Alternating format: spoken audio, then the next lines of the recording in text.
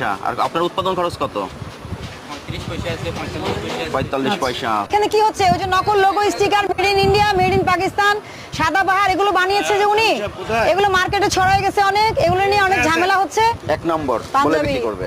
এগুলো দিয়ে স্টিকার দিয়ে কম দামি কাপড় অনেক বেশি দামে বিক্রি করে, ভোক্তারা প্রতারিত হয় না? তাহলে আপনার কি উচিত না এগুলো বন্ধ করে দেওয়া, অন্য বিজনেস করেন?